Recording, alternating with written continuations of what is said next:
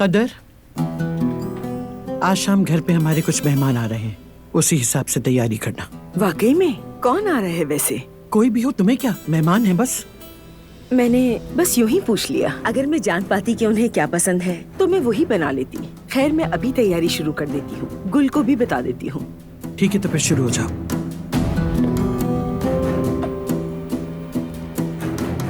या मेरे अल्लाह, बारान साहब तो अभी तक ठीक भी नहीं हुए। ऐसा कौन सा मेहमान है जो इतना आम है?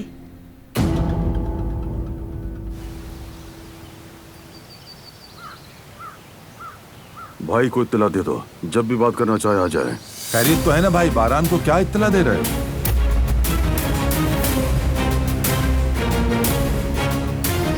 तुमसे मतलब हसन, काम करो अपना। मेरा काम क्या है?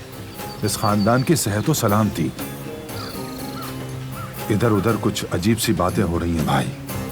मुझे भी इधर उधर से ही खबर मिली है कि बारान कारबे पर हमला करने वाले को कारबे खानदान ने पकड़ लिया और उससे हिसाब लेने जा रहे हैं। मुझे इस बात की खबर क्यों नहीं है? जब खबर देना जरूरी होगा दी जाएगी। अभी जरूरी हो गया भाई, बताएं कहाँ है वो आदमी? हसन, मेरी सब्र की हद को मत आजमावा। मैं भी कारबे का फर्द हुआ।